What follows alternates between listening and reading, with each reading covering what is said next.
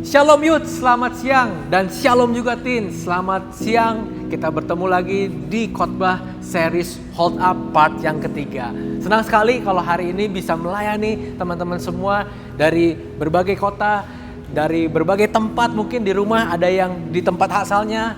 Semoga semuanya sehat. Kalau kamu semua hari ini siap untuk mendengarkan firman, mari kita ketik siap sekarang juga. Oke? Mari kita ketik. I'm ready, aku siap, apapun kamu boleh ketik di dalam kolom chat. Dan juga beritahu teman-teman yang masih nonton di YouTube, langsung klik ada link di YouTube biar bisa langsung masuk ke website kita agar kita bisa berinteraksi dengan lebih baik. Amin.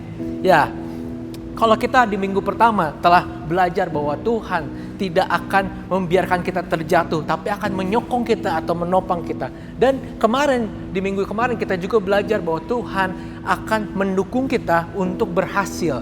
Nah, hari ini kita mau belajar apa sih dari series Hold Up ini? Kita mau belajar bahwa Tuhan hari ini akan mengangkat kamu menjadi kepala. Amin. Katakan menjadi kepala. Ketik menjadi kepala. Yes, amin. Kita mau buka Alkitab kita di Ulangan pasal yang ke-28. Boleh dibuka dari website, boleh dibuka dari Alkitab bukunya. Asal kamu jangan tinggalin website ini, jangan ganti aplikasinya, oke? Nah, kita lihat di Alkitab, Ulangan 28 itu berbicara tentang berkat dan kutuk. Kita bicara berkat yang dijanjikan Tuhan kepada bangsa Israel. Yang pertama di ayat 7, Tuhan akan membiarkan musuhmu maju berperang melawan engkau dan terpukul kalah olehmu. Bersatu jalan mereka akan menyerangi engkau, tetapi bertujuh jalan mereka akan lari dari depanmu. Jadi Tuhan menjanjikan tidak ada yang bisa mengalahkan bangsa Israel.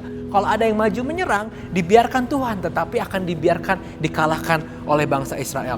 Yang kedua, Tuhan juga menjanjikan bahwa Tuhan akan memerintahkan berkat ke atasmu, ke dalam lumbungmu, dan di dalam segala usahamu. Ia akan memberkati bangsa Israel di tanah perjanjian. Jadi kalau kita kemarin belajar bagaimana Tuhan menuntun bangsa Israel dalam padang pasir, hari ini Tuhan menjanjikan ketika bangsa itu sampai di padang pasir akan menerima berkat dari usahanya, lumbung-lumbungnya atau tempat persediaan makanannya. Kalau hari ini kita mungkin relate-nya lemari esnya itu banyak bahan makanan, nggak mungkin kekurangan bahan makanan, pasti bisa makan setiap hari. Dan yang lebih dahsyat lagi, Tuhan bilang di ayat 11, juga Tuhan akan melimpahi engkau dengan kebaikan dalam buah kandunganmu, dalam hasil ternakmu, dan dalam hasil bumimu. Jadi buah kandungan berarti kalau ada yang sudah menikah diberi kesuburan, akhirnya bisa cepat punya anak. Puji Tuhan, kabar gembira juga, saya telah menikah Februari lalu dan sekarang istri saya sudah memiliki anak, belum ya, tapi sudah hamil. Amin. Thank you buat doa-doanya, buat teman-teman yang udah DM di Instagram, di chat juga untuk memberikan selamat. Saya juga bersyukur karena orang bilang wah subur ya. Nah, saya percaya bahwa anak adalah hadiah terbesar atau terindah daripada Tuhan. Jadi bukan karena kita caranya gimana untuk dapat anak, tetapi pure itu memang berkat dari Tuhan. Dan Tuhan janjikan kepada bangsa pilihannya bahwa bangsa pilihan itu akan menang dari segala musuh, akan diberkati, lumbung-lumbungnya penuh. Kalau kita bilang sekarang lemari makanannya penuh, lemari esnya juga penuh, dan yang terakhir juga bahwa Tuhan janjikan akan ada kesuburan. Kalau ada peternakan diberi kesuburan, kalau bikin bisnis diberi kesuksesan. Nah, tetapi pasal 28 menulis hal lebih panjang daripada berkat, yaitu kutuk. Kita sedih, kenapa? Karena ayat untuk berkat dan kutuk lebih panjang ayat untuk kutuk. Saya akan kutip beberapa. Tuhan mengingatkan akan ada kutuk bagi bangsa itu. Akan ada penyakit sampar yang akan menghabisi. Ayat 21, Tuhan akan melekatkan penyakit sampar kepadamu sampai dihabiskannya engkau dari tanah kemana engkau pergi untuk mendudukinya. Jadi akan ada penyakit di sana, di tanah perjanjian. Tempat yang tadinya harusnya mengalami berkat Tuhan, tetapi berubah menjadi wabah yang terjadi. Lalu di ayat 22 dikatakan juga, Tuhan akan menghajar engkau dengan batuk kering. Batuknya kering, tidak berdahak. Demam kepialu, sakit radang, kekeringan, hama dan penyakit gandum. Kalau nanam tanaman, rusak semua tanamannya. Semuanya itu akan memburu engkau sampai engkau binasa.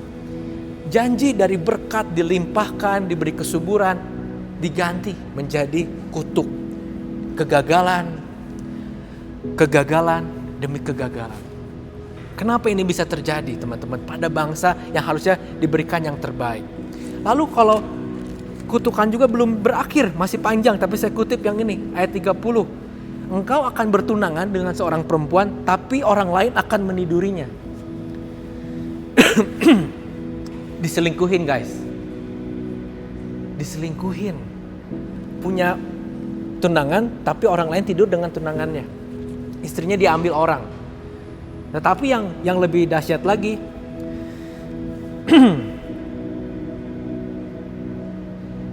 engkau akan mendirikan rumah, tetapi engkau tidak akan menikmatinya. Engkau akan mendirikan rumah, tetapi tidak akan mendiaminya. Pengkhotbah bilang, adalah satu kesia-siaan besar dalam Pengkhotbah 6 ayat 2. Kalau kita membangun rumah, punya segala kemewahan, punya segala kekayaan, tetapi tidak diberikan karunia untuk menikmatinya. Jadi kita harus berpikir sekarang, mau yang mana nih, berkat atau kutuk? Lalu Musa mengajarkan kita dalam Ulangan 28 pasal yang ke-13 dan 14, hal-hal yang harus kita lakukan agar Tuhan mengangkat kita, menjadikan kita kepala, bukan menjadi ekor, memberikan kita berkat, bukan diberikan kutuk. Yang pertama yang harus kita belajar, dengar. Apa? Yes, dengar. Ketik sekarang juga, dengar. Dengar yang seperti apa sih? Ada dua macam dengar dalam bahasa Inggris. Yang pertama, hearing. Hearing itu kita mendengarkan, tetapi kita tidak memberikan fokus kita pada sesuatu hal yang berbunyi. Jadi kalau orang tidak bisa hearing, berarti orangnya tidak bisa mendengar. Jadi ketika kita dalam perjalanan, di dalam misalkan public transportation di kereta api, kita kan ada penumpang di depan kita atau di belakang. Dan mereka tuh kalau ngobrol, kita dengar nggak? Dengar kan? Tapi kita perhatikan nggak pembicaranya? Tidak. Dan itu adalah hearing.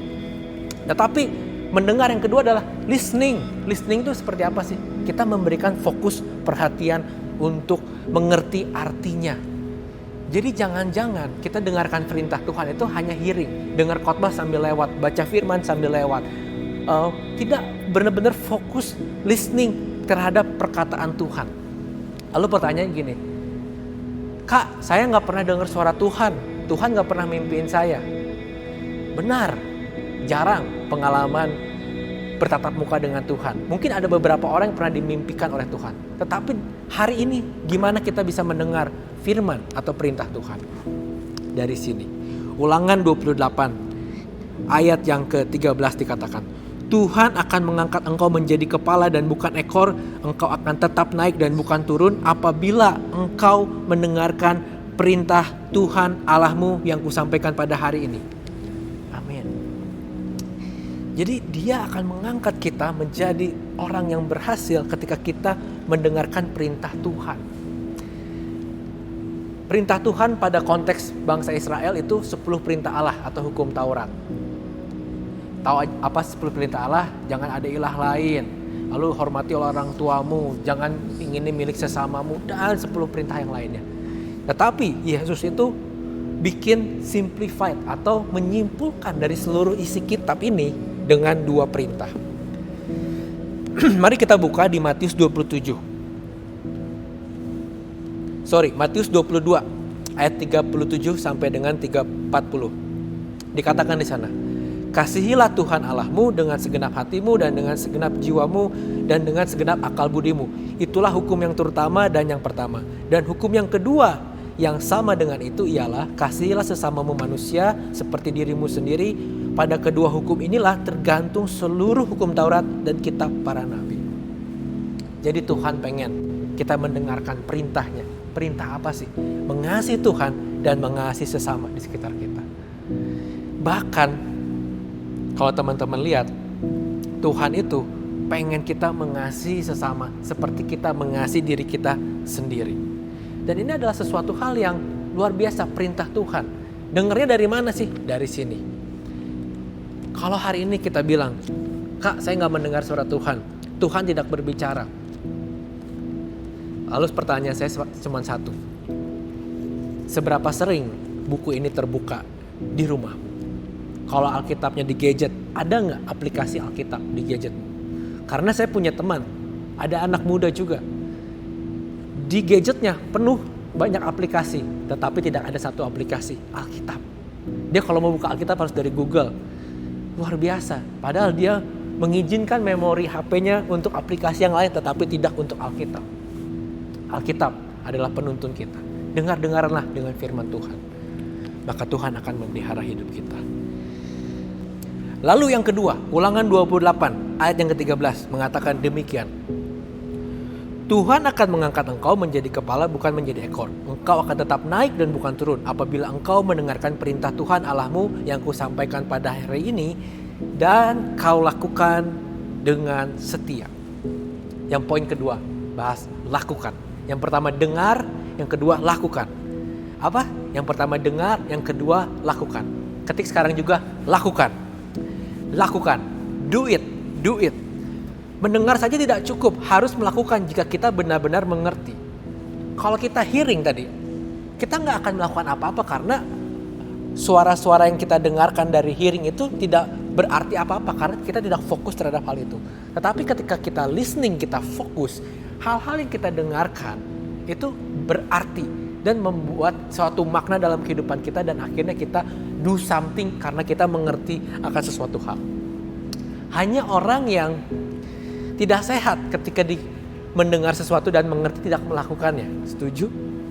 Misalkan kita mendengar perintah dari orang tua kita, belikan makanan keluar. Ketika kita mendengar mengerti, oke, ada dua pilihan kan, melakukan atau tidak.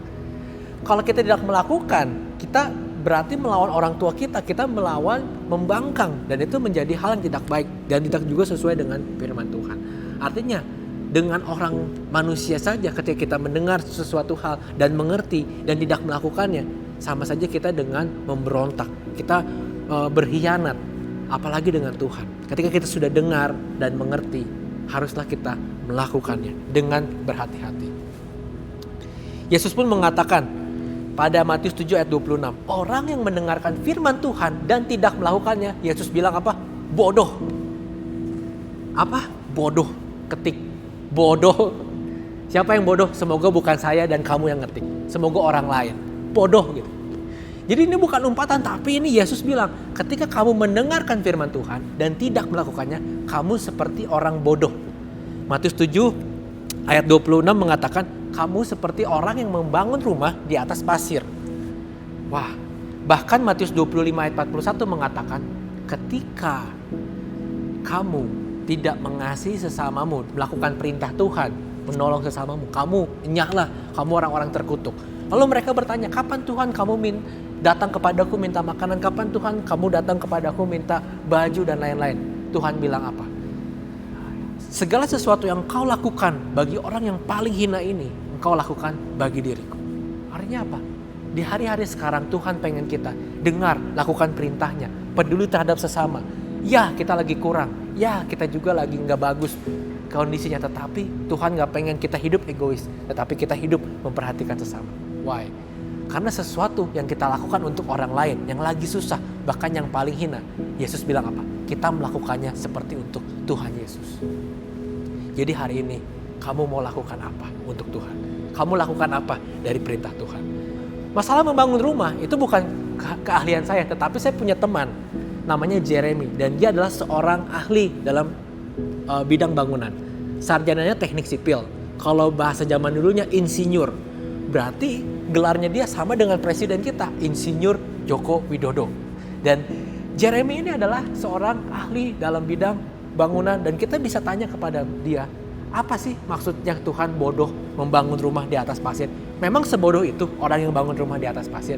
Atau ada gak sih teknik membangun rumah di atas pasir yang bisa kuat? Nanti Kak Jeremy akan sampaikan beberapa hal dan kita juga lihat kesaksiannya yang pasti akan memberkati teman-teman semua. Mari kita saksikan kesaksian dari Jeremy. Thank you Koito, benar banget teman-teman. Kalau di dalam satu bangunan yang paling penting itu adalah dasarnya. Satu hal yang paling kita perhatikan dalam waktu kita membangun itu harus kita perhatikan dasarnya. Dalam firman Tuhan yang tadi kita baca teman-teman, kalau orang yang membangun di atas pasir disebut orang yang bodoh. Kenapa begitu? Hari ini teman-teman, gua bawa pasir Ya, pasir yang biasa kita gunakan di dalam bangunan-bangunan. Gua ambil dalam segenggam pasir.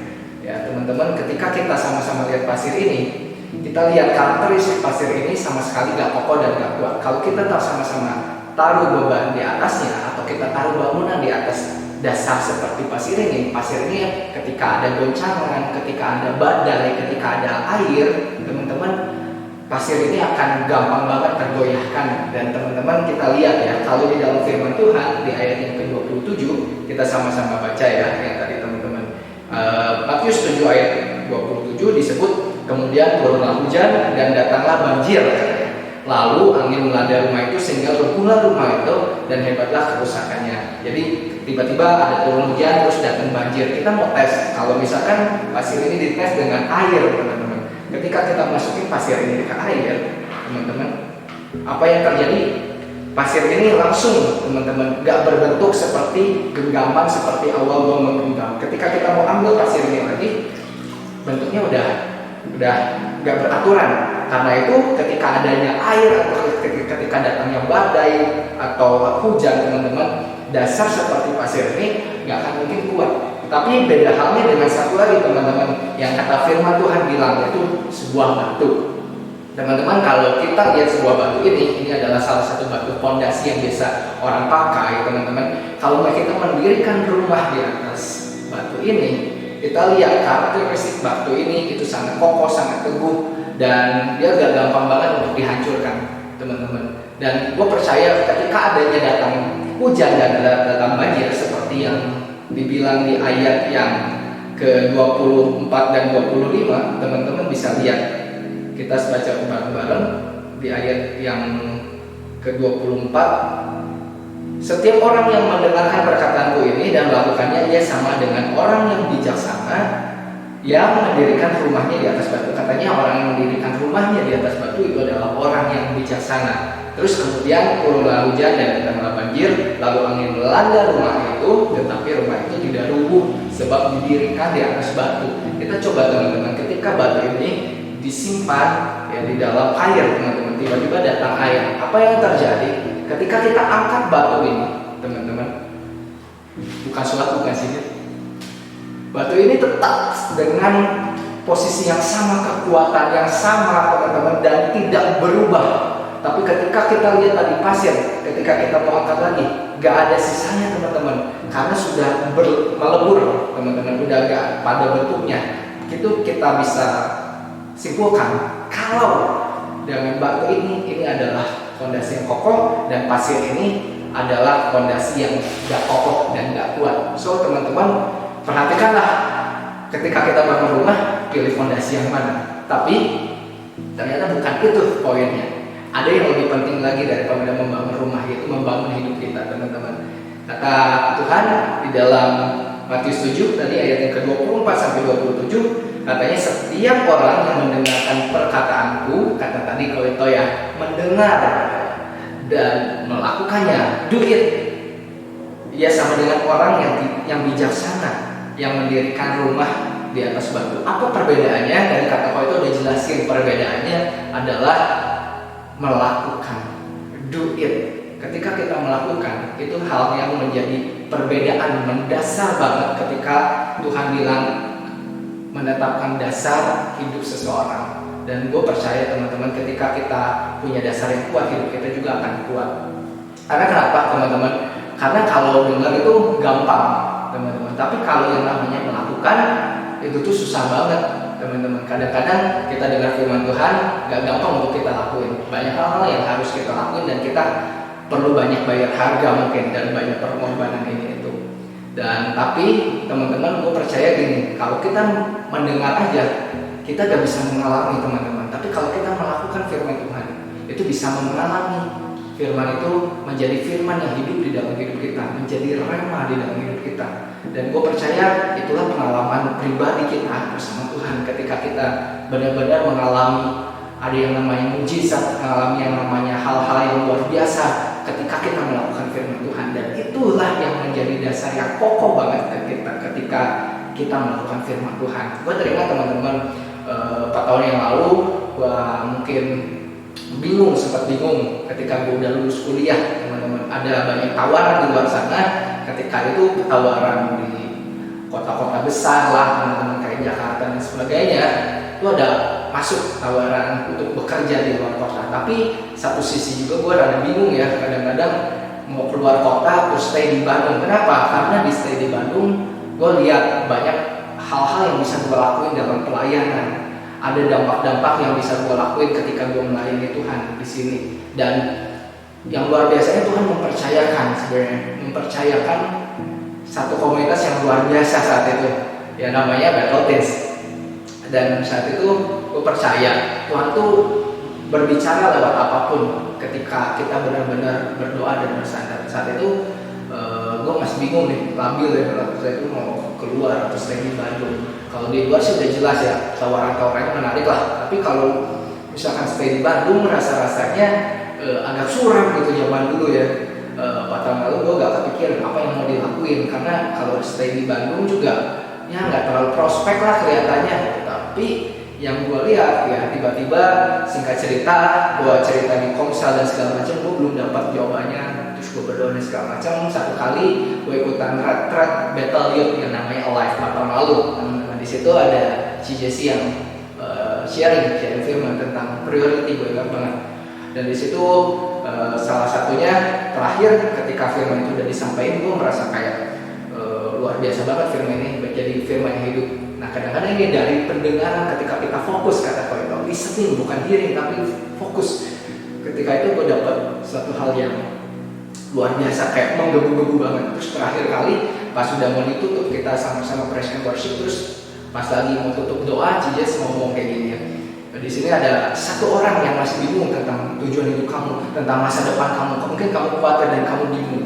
Tapi percayalah Tuhan yang akan menuntun kamu. Jangan khawatir katanya, tapi prioritaskanlah Tuhan dalam hidupmu. Saat itu gue benar-benar kayak dapat impresi, dapat hal-hal yang luar biasa ketika gue berdoa, gue menangis. Di situ gue dapetin satu hal tentang hal yang Tuhan percayakan dalam pelayanan ini, yaitu bukankah Tuhan bilang, bukankah pelayanan ini sudah kutitipkan sama kamu? Kenapa kamu pergi keluar kota? Untuk apa kamu pergi keluar kota? Di situ jadi pergumulan yang benar-benar luar biasa bagi diri gue, tapi di situ ada sukacita yang besar. Kenapa? Karena gue merasa kayak Tuhan berbicara, benar-benar berbicara lewat hidup gue, lewat CJC juga dari sana. Dan ketika ini gue putusin, singkat cerita gue putusin untuk stay di Bandung. Dan ternyata benar loh teman-teman, pas lagi didoain gitu, benar-benar itu kata Cijes ya, itu benar-benar gak ada orang lain lagi yang dapat kesaksian seperti ini katanya. Berarti firman itu benar-benar ngerasa banget untuk gue banget.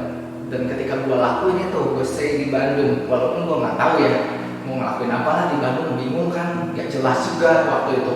Mau kuliah yang lain udah pada kerja juga, udah pada daftar-daftar, tapi gue masih ya gitu-gitu aja gitu. Tapi pas di situ gue mau coba terus setia dan taat lakuin firman Tuhan.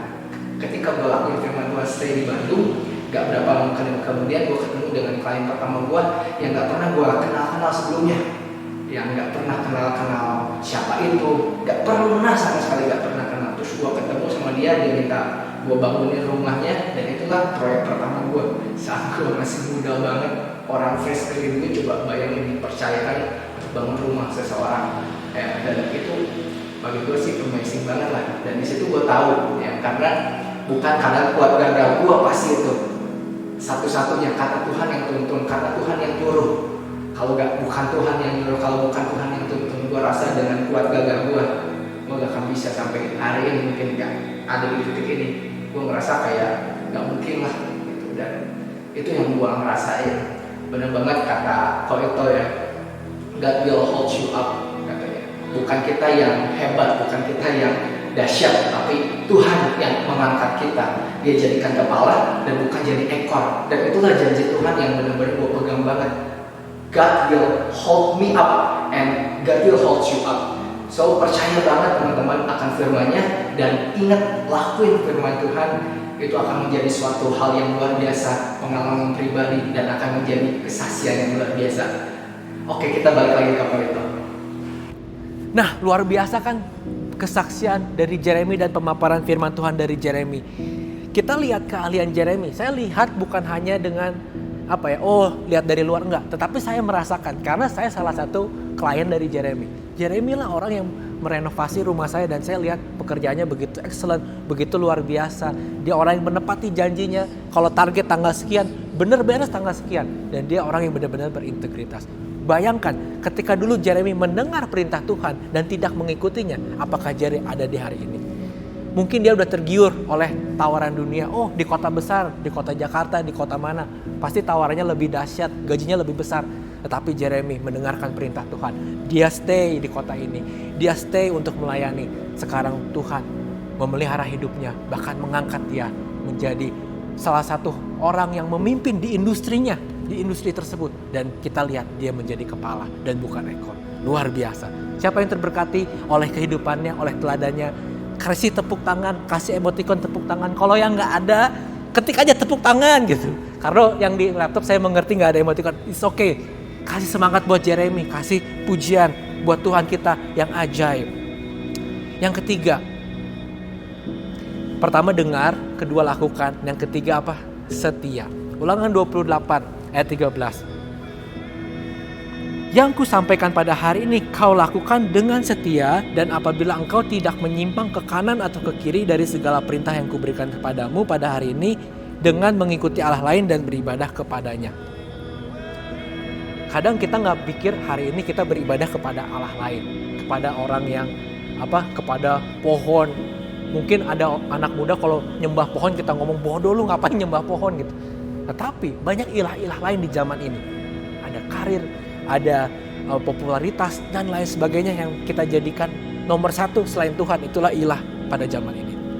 Pada hari-hari ini, ketika kita ada di tengah tekanan, ketika kita stay at home, apakah kita banyak kompromi atau menurunkan standar iman kita? Ayo, kita kan di rumah terus. Kalau dulu kita harus bangun pagi untuk berangkat kerja, berangkat ke kampus, berangkat ke sekolah. Hari ini sekolahnya di rumah, sekolahnya ada di atas kasur. Kalau laptop kamu ada di atas kasur, ya berarti sekolah kamu di atas kasur kan? Apakah kita tidak memberikan yang terbaik? Bangun sebangunnya, langsung ikut kelas, video dimatiin. Padahal kita tidur lagi. Apakah kita memberikan yang terbaik buat Tuhan? Atau kita hanya hidup asal-asalan hari ini? Apakah kita tetap setia melakukan firman Tuhan? Atau kita menurunkan standar iman kita? Lalu kita di rumah, tidak banyak kegiatan, nganggur. Kita isi apa hari-hari kita? Apakah kita isi bermalas-malasan, berbuat dosa? Ingat, setiap hari adalah satu anugerah yang Tuhan berikan kepada hidup kita. Jadi ketika kita masih bangun pagi, jangan habiskan hari itu dengan bermalas-malasan. Jangan habiskan hari itu untuk tidak melakukan apa-apa. Karena kita harus selalu ingat pada firman Tuhan. Firman Tuhan pengen kita apa? Mengasihi Tuhan dan mengasihi sesama.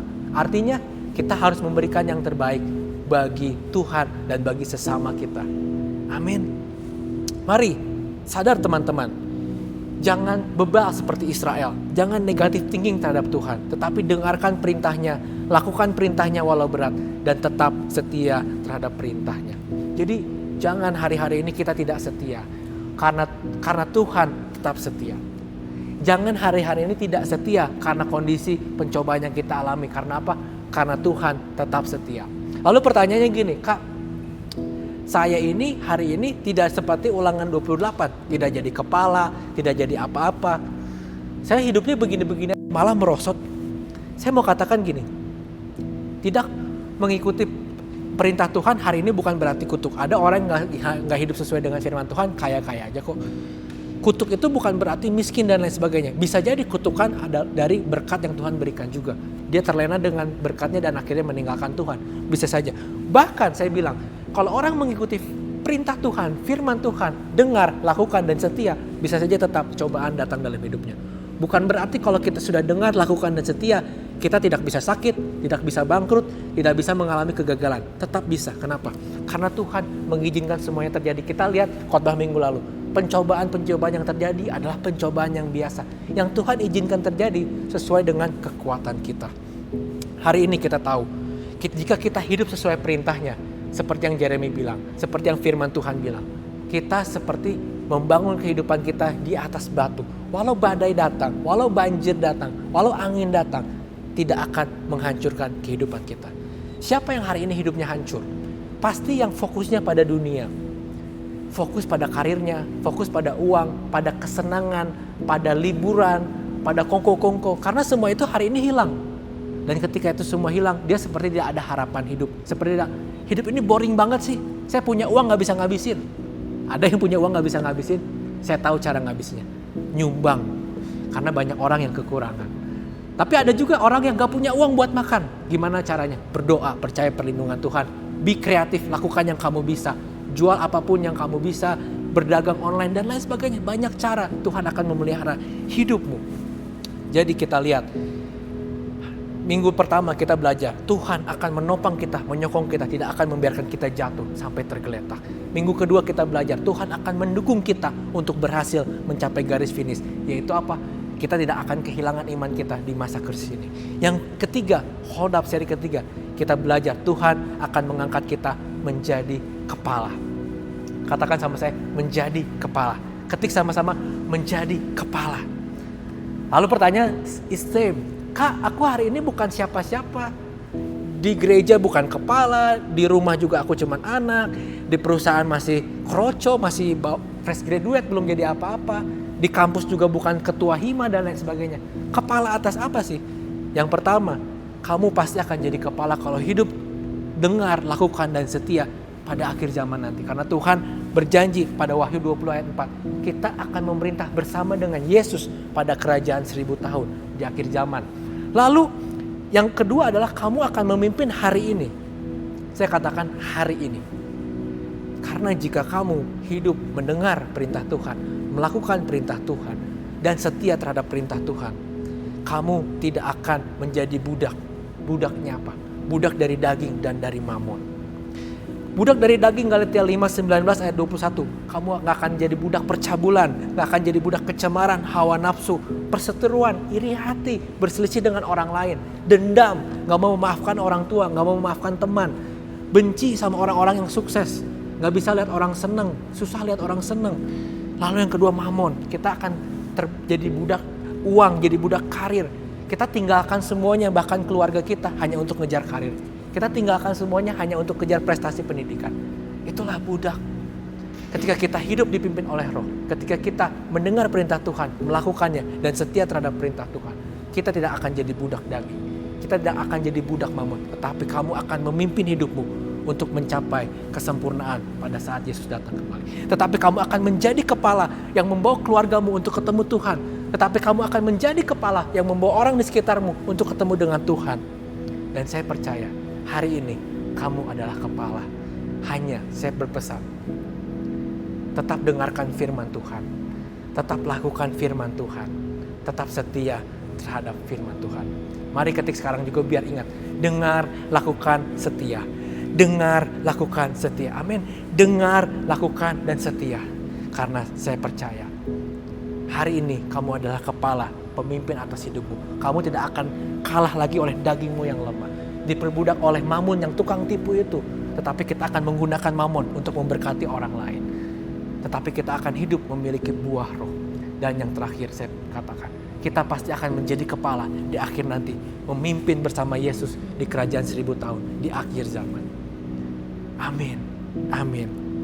Siapa yang terberkati oleh series ini, saya mau terima kasih buat seluruh dukungannya, supportnya. Saya berharap series ini bisa menjadi berkat buat banyak orang. Kalau ada teman-teman yang belum mendengarkan series ini atau berasa ada orang yang butuh firman part 1, part 2 atau part 3 ini, segera share video ini atau video part 1 dan part 2-nya yang ada di YouTube. Biarkan orang-orang terberkati oleh firman Tuhan ini. Karena saya yakin banyak orang yang mau menyerah, banyak orang yang mau meninggalkan Tuhan hari-hari ini. Tetapi biarkan mereka hold up, jangan sampai hidup mereka hancur. Karena apa? Karena Tuhan akan mengangkat hidupmu sejak hari ini jika engkau percaya pada Yesus Kristus sebagai Tuhan dan Juru Selamatmu. Mari klik tombol sekarang kalau yang mau percaya Yesus baru hari ini, karena ada tim doa yang akan mendoakanmu mulai hari ini. Dan saya yakin kamu dan saya akan bersama-sama dalam kekekalan sejak hari ini. Mari kita tutup ibadah ini dengan berdoa. Bapa, terima kasih buat firman Tuhan yang telah kau sampaikan buat jemaatmu dan juga buat hambamu Tuhan.